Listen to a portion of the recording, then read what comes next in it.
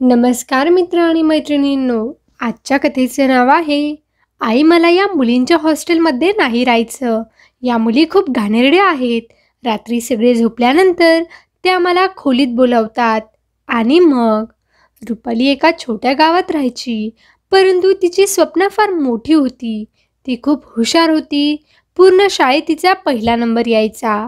10वीत ती जिल्ह्यात पहिली आली होती आणि आता उच्च शिक्षण घ्यायचं असं तिने ठरवलं आणि एका मोठ्या शहरातील कॉलेजमध्ये ती शिकायला गेली. येथे ती कॉलेजच्या हॉस्टेलमध्ये राहू लागली. तिकडे रुपालीचे आईबाबासुद्धा खूप खुश होते. आपली मुलगी कष्टाचं चीज करेल, आयुष्यात काहीतरी करून दाखवेल असं त्यांना वाटत होतं. परंतु एक दिवस त्यांना रुपालीचा फोन आला आणि त्यांच्या पायाखालची जमीनच सरकली. रुपाली आईला फोन लावते आणि म्हणते, आई मला नाही राहायचं येथे. या हॉस्टेलमधील मुली खूप घाणेरड्या आहेत. त्या रोज संध्याकाळी मला त्यांच्या खोलीत बोलवतात. आणि मग रुपालीचं वाक्य पूर्ण होण्याआधीच रुपालीची सिनियर तनिषा तेथे येते आणि रुपालीचा फोन हिसकावून कट करते. तनिषा रुपालीवर चिडून म्हणते, तुझी हिंमत कशी झाली या सगळ्या प्रकाराबद्दल तुझ्या आईला सांगण्याची? मी तुला म्हणाले होते ना, कोणाला एक शब्दही बोलायचं नाही. रुपाली खूप घाबरते आणि म्हणते, मॅडम मी कोणाला काही नाही सांगितलं. मी काही सांगण्याआधीच तुम्ही फोन कट केला. तनिषा म्हणते, फोन मी कट केला नसता तर तू तुझ्या आईला सगळं सांगितलं असतं आणि मग तू येथे आली असती तक्रार करायला. आता तुला याची शिक्षा मिळणारच. असं म्हणून तनिषा रुपालीचा हात पकडते आणि तिला खेचत तिच्या रूममध्ये घेऊन जाते. तनिषीच्या खोलीमध्ये तिच्या 5-6 मैत्रिणी बसलेल्या असतात आणि त्या सगळ्यांची बॉस कावेरी बसलेली असते. कावेरी विचारते, आज काय केलं या रुपालीने? तनिषा सांगते, तिच्या आईला फोन करून सगळं खरं खरं सांगत होती. हे कोण कावेरीला मोठा धक्काच बसतो. ती खूप चिडते आणि म्हणते, तुला किती वेळा समजून सांगितलंय, वॉर्निंग दिलीये, तरी तुला अक्कल येत नाही. याची शिक्षा तुला मिळणारच. असं म्हणून कावेरी रुपाली जवळ येते आणि तिच्या सणसणीत थोबाडीत मारते. रुपाली रडू लागते. तनिषा कावेरीला म्हणते, फक्त थोबाडीत मारून काही फायदा नाही. हिला चांगली अद्दल घडवायलाच पाहिजे आणि आपलीही थोडी एंटरटेनमेंट व्हायला पाहिजे. तेव्हा कावेरी तिच्या खिशातून एक सिगारेट बाहेर काढते. हे सिगरेट पेटवते आणि रुपालीला म्हणते, ही सिगरेट प्यायची. रुपाली खूप रडू लागते आणि म्हणते, मॅडम मला नाही जमत सिगरेट वगैरे प्यायला आणि मला हे सगळं नाही करायचं. वाईट असतं ते. कावेरी म्हणते, अगं बेटा, वाईट असतं म्हणून तर करायचंय ना, कारण आम्ही मुलीच वाईट आहोत आणि तुमच्यासारख्या चांगल्या मुलींना वाईट बनवणं हेच आमचं काम आहे. असं म्हणून ती जबरदस्तीने रुपालीच्या तोंडात ही सिगरेट ठेवते आणि तिला ओढायला सांगते.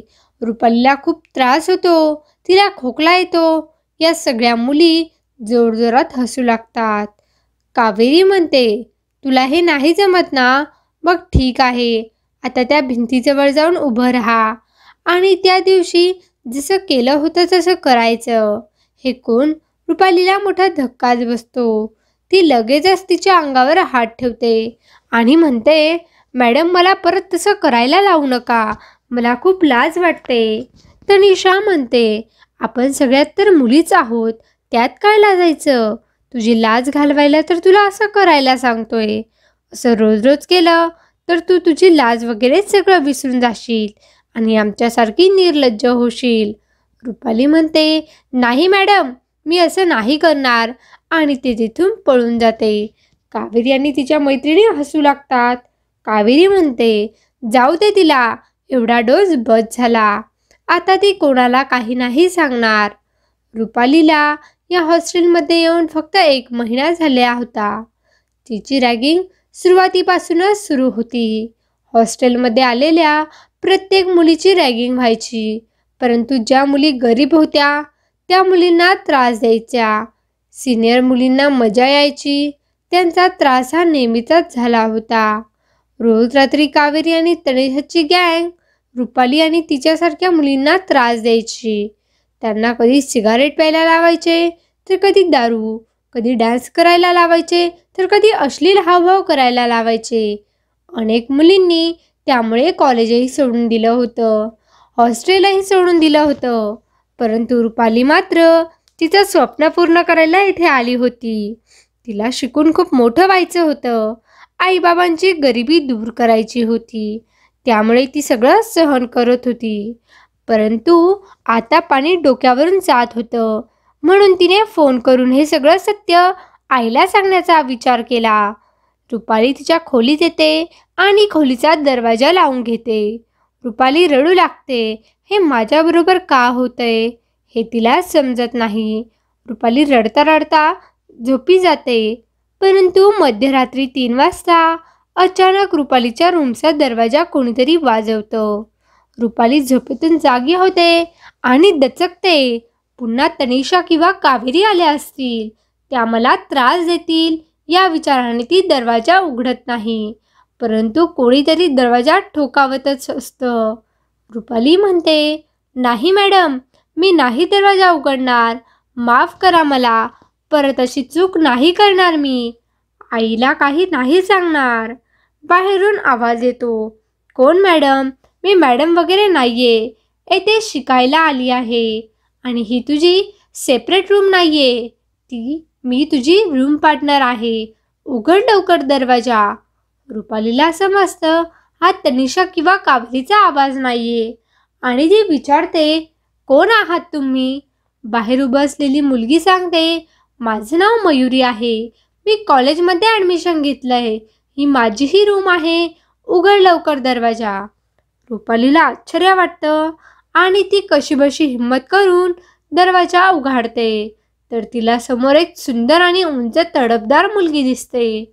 मयुरी म्हणते, काय ग, झोपली होतीस काय? स्वप्न पडतात का तुला? कोण मॅडम तुला त्रास देतंय? आणि तू तुझ्या आईला काय नाही सांगणार? रुपाली डोळे पुसते आणि म्हणते, काही नाही. मयुरी तिची बॅग कॉटजवळ ठेवते आणि रुपालीजवळ येऊन हात पुढे करते.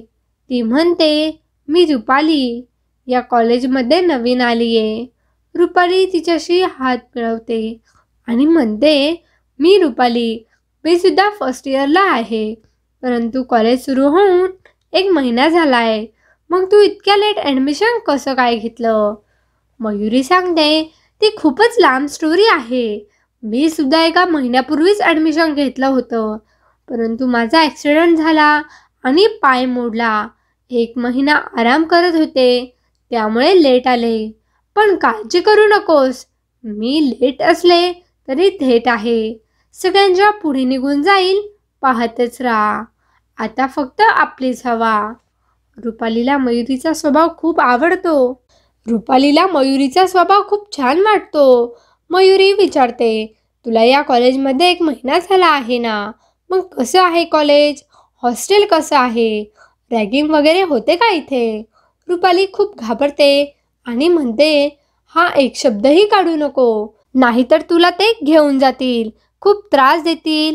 मयुरी विचारते, कोण घेऊन जाईल मला? कोणाची एवढी हिंमत? रुपाली सांगते, या कॉलेजच्या काही सिनियर मुली आहेत, कावेरी त्यांची लीडर आहे, त्या खूप डेंजरस आहे. इथे आल्यापासून रोज मला त्रास देतात, खूप रॅगिंग करतात, भीती दाखवतात. मयुरी म्हणते, असं का?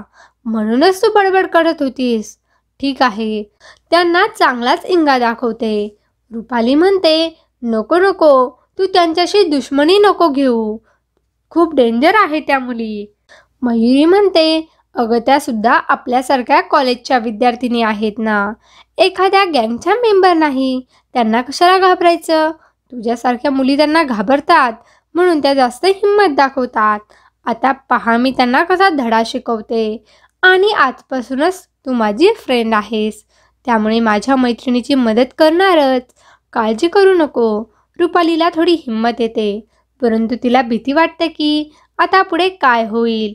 दुसऱ्या दिवशी कॉलेजमध्ये गेल्यानंतर सर्वांना समजतं की मयुरी कॉलेजमध्ये नवीन आली आहे.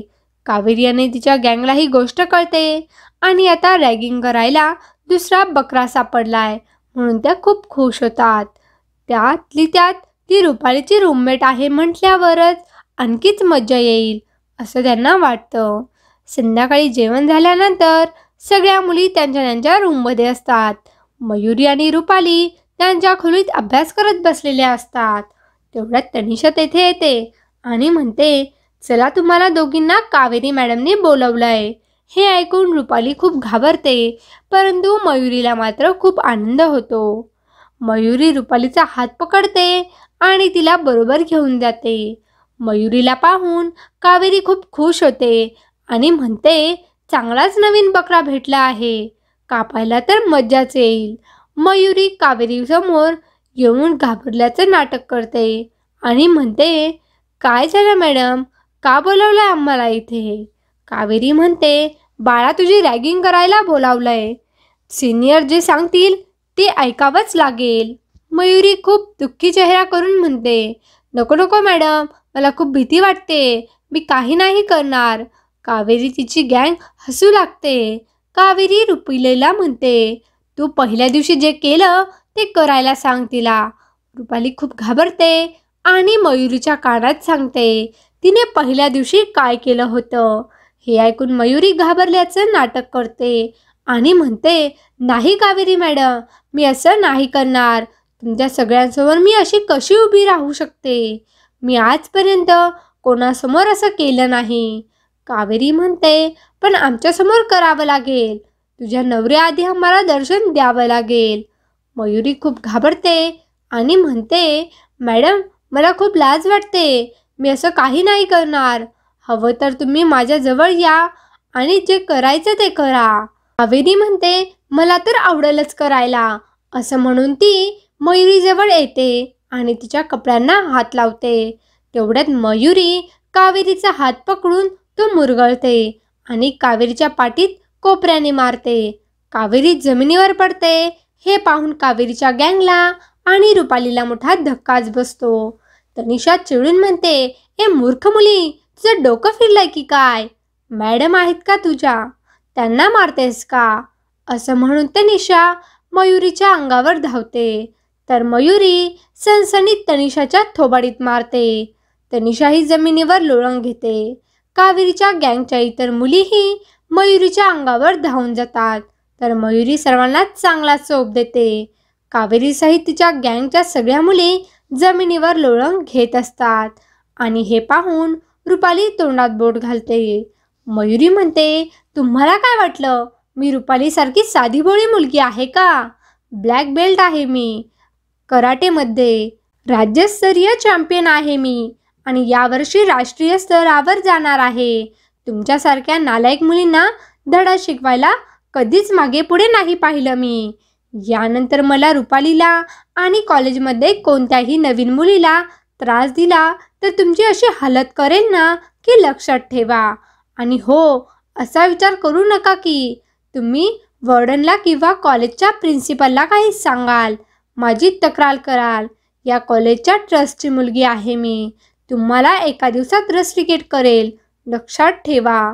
कावेरी आणि तिच्या गँगला मोठा धक्काच बसतो. मयुरी रुपालीचा हात पकडते आणि तिला तिथून घेऊन जाते. रुपाली म्हणते, मी तुला सगळं आधीच सांगितलं असतं, पण तुला सरप्राईज द्यायचं होतं. आता घाबरायचं नाही. अन्याय सहन करणारा हा अन्याय करणाऱ्यापेक्षा मोठा अपराधी असतो.